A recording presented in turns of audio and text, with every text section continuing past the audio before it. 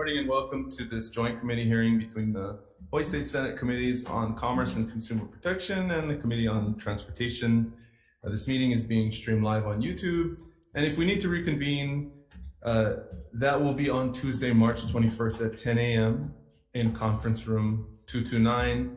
For first-time testifiers, the protocol in the CPN committee is a 2-minute testimony time limit to allow time for everyone who wants to testify to do so. We have a number of agendas that we are trying to move on and vote out this morning.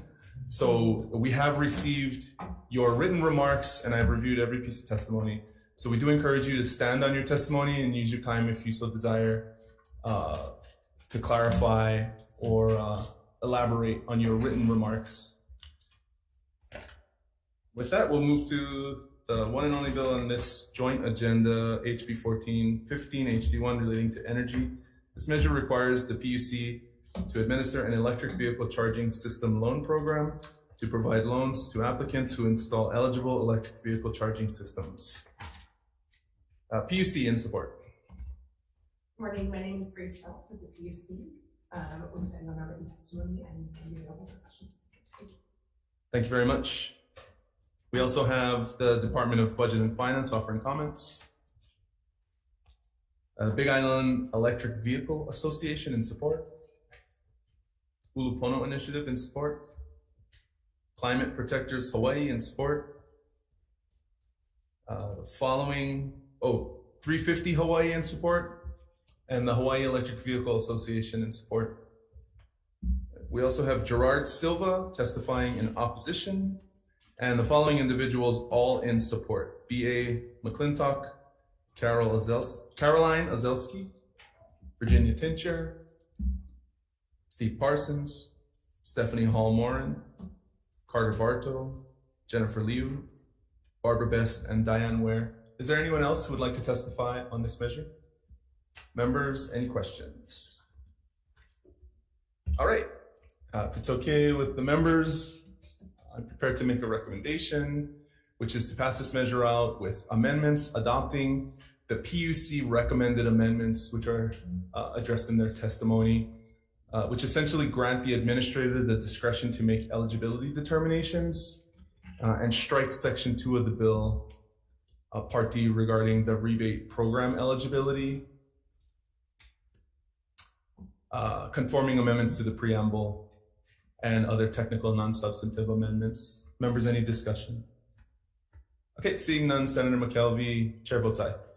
Okay, recommendation of the chair on CPN for HB 1415, House Draft 1 is the Senate Draft 1. Chair votes aye. Senator Fukunaga is excused. I vote yes. Senator Richards is excused. Senator Wah? No. Okay, no, your measure adopts. Thank you. Thank you, Committee on Consumer Protection. Same recommendation. Did I say Consumer Protection? Yes, you did. Well, I was just relaying to the Consumer Protection Committee that we were going to make the same recommendation. Committee on TCA, same recommendation. I'll vote aye. Vice Chair excused. Senator Elefante? Aye. Senator Kehoe-Kalole? Aye. And Senator Owa? No. Recommendation adopted. Thank you very much. We're adjourned.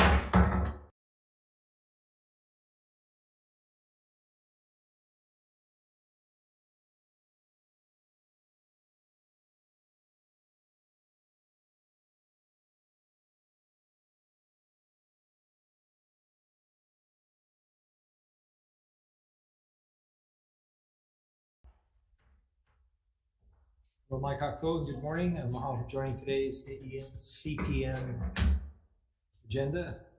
Hearing on Monday, March 17th, 10 a.m. We're convened in 229 and conferencing and being streamed live on YouTube. If there's anything that happens, there are any technical difficulties, we will resume on Monday, March 20th in room 224. And because of our 90-minute time limit, the testimonies are limited to 2 minutes. And we'll start off with HB 1359 HD2, repeals redundant regulations on hemp production, which will reduce costs for the state and Hawaii farmers, amends the hemp law in a manner that recognizes the unique constraints of Hawaii farmers while protecting human health, allows licensed hemp producers to sell hemp biomass, requires and appropriates monies for the Department of Health to hire a consultant toxicologist or consultant familiar with hemp industry standards for the purpose of setting defined action limits or exposure levels for different types of hemp products. Our first testifier will be the Department of Ag.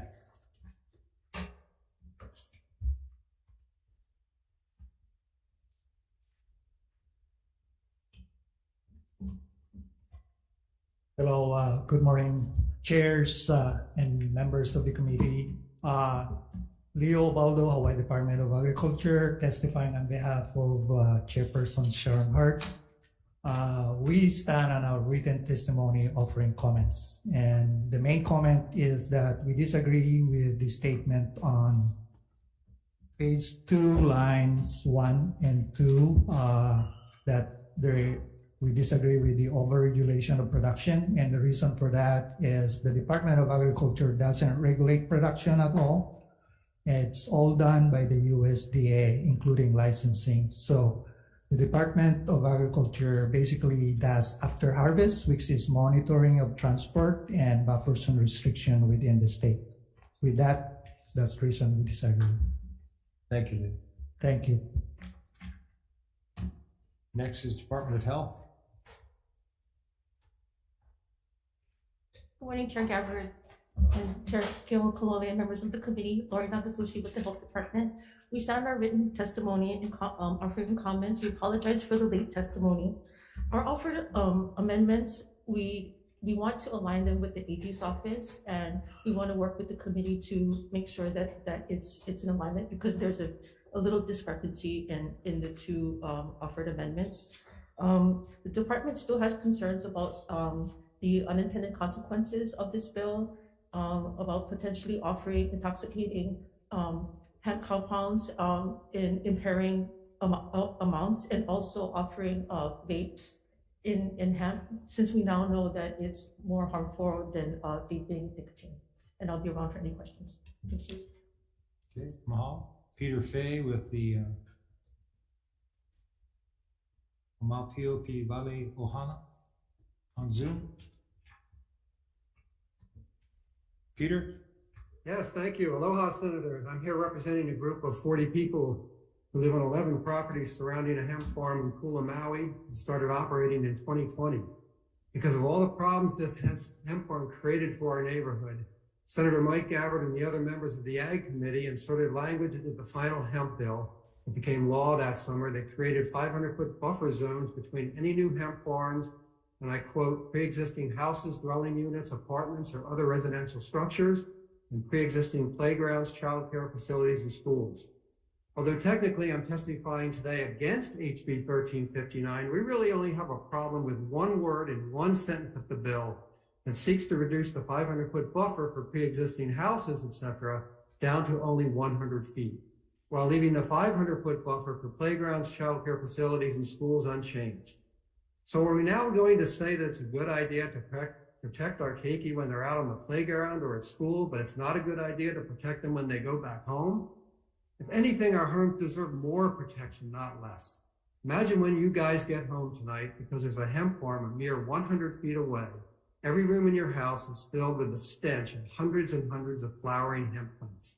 From ongoing personal experience, our neighborhood can tell you that a 100-foot buffer will do absolutely nothing to prevent this from happening to your home. How are you going to explain to your kids why it's okay for them to have to sleep enveloped in the same stink that you tell them to stay away from when you're all walking on the beach and pass by a bunch of people smoking pot? It smells the same as hemp plants. We ask that you please continue to protect all citizens and neighborhoods across the state by leaving the 500-foot buffer zones just as they have been for the last 3 years. Mahalo for allowing me to testify. Mahalo. Jediah McRoberts with the Kauai Hemp Company on Zoom. Can you hear me? Yes. Perfect. Dear committee chair and members, thank you so much for allowing me to testify in support of this bill. My name is Jediah McRoberts. I am a registered nurse and the president at Hawaii Hemp Co. We are a 10-acre hemp farm and registered processor on the island of Kauai. I do support this bill, but request the following changes be made.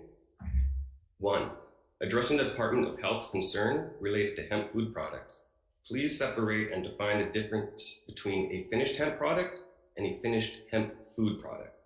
Keep finished hemp products at the USDA THC threshold of 0.3%, which is the current allowable limit under Hawaii law. The Department of Health recently cited in testimony that the National Institute on Drug Abuse established a standard dose of THC as 5 milligrams. To address the Department of Health's above concern, all serving sizes of hemp food products will have less than 1 standard dose of THCs. Please include language that reads, finished hemp food product shall allow 0.3% and shall be packaged so that 1 dose serving or single wrapped item contains less than 5 milligrams of THC, provided that no manufactured finished hemp food product that is sold in a pack of multiple doses, servings, or single wrapped items shall contain more than a total of 100 milligrams of THC per pack or container. Number 2, prohibit finished hemp food products to be advertised or sold to anyone under the age of 21. And finally, amend wording to align with Senate Bill 637 that would allow hemp farmers to process in an indoor facility that is permit exempt agriculture structure pursuant to section 46-88, or is in an enclosed building in a food hub or agricultural park. This bill, with the above changes, will allow Hawaii's hemp industry to stay alive and will be in its best chance to grow and flourish. Thank you so much for allowing me the opportunity to testify, and I am available for comments or questions. Thank you very much. Next is Robert Bentz with the Hawaii Sustainable Farms, also on Zoom. Aloha, Chair. Aloha. I am Robert Bentz, disabled farmer for generations here on Mobile, and I am in strong support of this bill.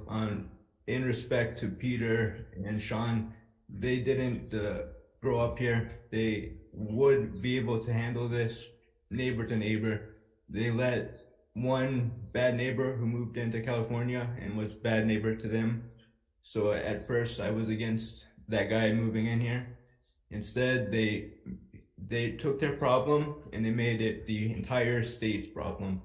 So 500 foot to any dwelling is acres out of production for any farm. It's completely against the USDA, AMS, or AMA. As a licensed hemp grower, I've talked to them. They assured me that any growth buffer zones would be under their regulatory jurisdiction. So there's no growth buffer zones whatsoever, even that one about in section 3 about anything. So if there was buffer zones, the state would have to make their own hemp program. The state didn't make their own hemp program. So hemp growth is clearly under the state, under the USDA's regulatory control. I've confirmed this with Clark Hill, one of the most respected law firms in the country. And this has stopped me from growing for over a year because of this conflict.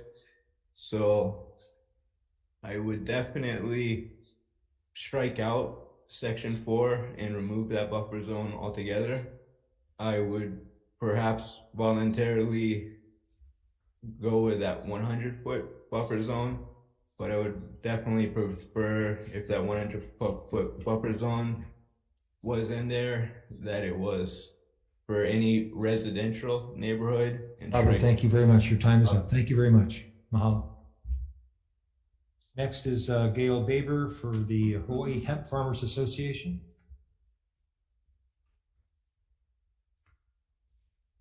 Need to unmute, Gail. There. Can you hear me now? Yes. It's the first time I've done that this session. Good morning, Chair and members of the committee. Thank you for your time and the opportunity to comment on this bill. The Hawaii Hemp Farmers Association, of which I'm president, is in support of this bill and has offered 2 amendments, which I think are kind of timely given the testimony that are going on. One is to please add into section 2, and we've offered language that is actually just pulled from 2 bills that have already been in the House and Senate, a task force. We need ongoing communication between Department of Health, Department of Ag, the farmers, and the various sectors in the industry this bill is nuanced. It covers a lot of things, and the hemp industry covers a lot. And I think we'll continue to get miscommunication, rules that don't work until we start to have structured conversations. So we respectfully request that you add the language that we provided in there to pay for a consultant actually to coordinate a task force in the state. We'd like to change our written testimony to say that the funding should go to hire a consultant by the Department of Ag instead of employee, because I think they could work a little bit more nimbly. We'd also like to, one second, please. I'll also like you to please include our request for an amendment around an infrastructure needs assessment. There is a great need for understanding down to the detail what the various sector infrastructure needs are here in Hawaii. It's going to facilitate garnering public-private partnerships, capital for farmers, etc. So I'm hoping you'll add that amendment. Real quickly, appreciate the testimony by the Kauai Hemp Company on asking you to please leave the THC requirements for existing products, that's tinctures, salves, things that are applied externally, at 0.3%. We've had no incident in Hawaii or really anywhere with these types of products. It's really potentially the issue around food. We already have a hemp industry that's established doing these, and changing the rule at this point would be another example of upending farmers. Thank you. Thank you, Gail. Maham. Next is, let's see, John Lester on Zoom. Aloha kako, can you hear me, Chair? Yes. I'm wearing green, got the day. So I just wanted to say there are only two things in here that I'm really concerned about. Robert and some of the other people are talking, this is all about industry and money versus quality of life. When you're talking quality of life, you're talking about where you come at home at night and actually be able to sit with your kids, relax after this extremely difficult world we live in. And that's really important. We're asking for the 500-foot buffer to really be kept, because you're looking at it for a church, you're looking at it for people, for other places, but not for people's homes. And that's really important. The second thing is you have people that were grandfathered in from this experimental original grows that were done years ago. And one of the major problems that Peter was talking about is a neighborhood where you have a man who's come in and put in massive fans that put out hundreds of thousands of cubic foot per minute blowing into the entire neighborhood, and these fans shake, and out several hundred feet away, the houses are literally shaking, where people can't sleep, people have had to move away. So I'm asking you to make everyone follow the same laws and get rid of the exemption for the grandfather clause. Let everybody follow the same rules. I think that's really, really important. Please do this, because you don't want to cause problems for neighborhoods. You're trying to do the good thing here. And I'm really asking you to step up, make the 500-foot minimum buffer, and also to take away the grandfather clause. That would take care of the huge problem that Mr. Fay and that particular community is working with. I was the engineer that did the major technical work on the farm up there with the metering, and it's really a problem. Thank you so much for your time. I really appreciate it. Aloha. Next is Jetta Mueller. Yes, thank you for your time. I am actually one of those neighbors that are affected by the hemp farm up in Kula. I oppose this bill only for the wording of the 500-foot buffer zone that you guys are thinking of eliminating, because we're living the perfect example of how this has gone completely wrong. We're living next to this hemp farm for 3 years now, and it's nothing short of a disaster. The constant noise, vibration level, the smell gets blown into the cottage. My tenants' children said their clothes smells like marijuana. It's the same scent, whether it's hemp or marijuana. We're not against it, but it should not inflict on families' lives and quality of life. I've been in this property for over 22 years in a farming community that was perfectly fine, and we all are struggling to live day by day. I would please ask you to not remove the 500-foot buffer zone so this cannot happen to any other community in Hawaii. Thank you for your time. Thank you, Jenna. Lena Grimsby.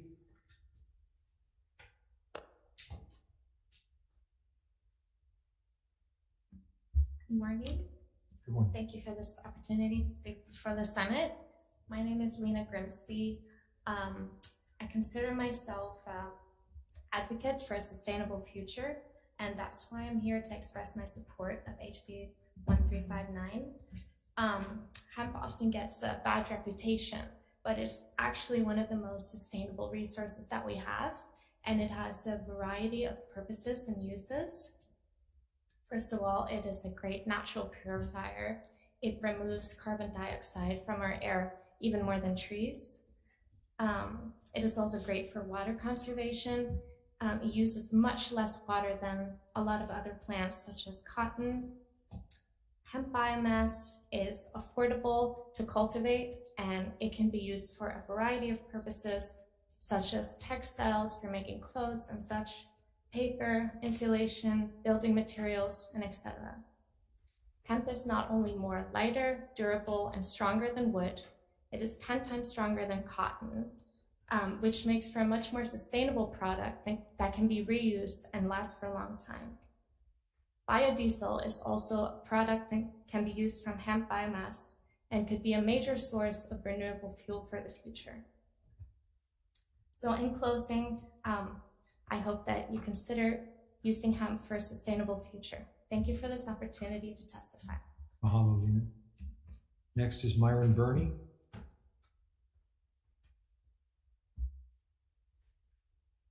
In support, Jody Yee and Brian Yee from the Deputy Attorney General. Good morning, chairs, members of the committee. I apologize for our late testimony, but there was a lot of discussion on this bill. We have testified previously about some of the concerns, and there's still other issues that we're working out. It sounds like the Department of Health would like to have a conversation on that, which I would be willing to take back to my office and support. We did make some recommendations in our testimony as to potential fixes for the bill, and I'm here for any questions. Thank you very much. Thank you. Anyone else wishing to testify on this measure, either in person or online? Members, any questions?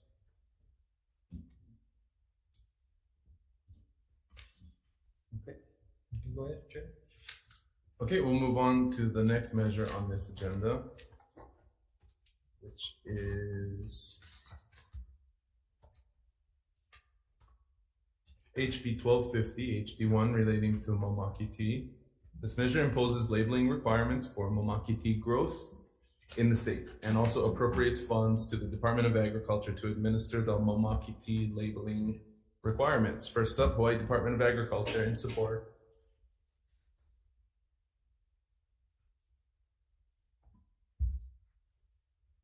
Good morning.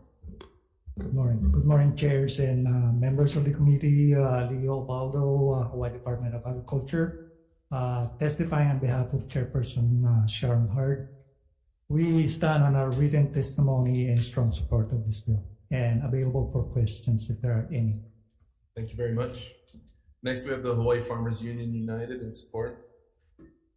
The Hawaii Farm Bureau in support. Hawaii Sustainable Farms in support. Bruce Corker in support. Oh, Mr. Bentz, please proceed. Yeah, I'm just in support of this bill. I grow it here in on Oahu, and it's great. So strong support model. Thank you very much. Next, we have J.C. Watson in support and Caroline Ozelski in support. Is there anyone else who would like to testify? Members, any questions? Okay, we'll recess until we have quorum to make decisions on these measures. Recess.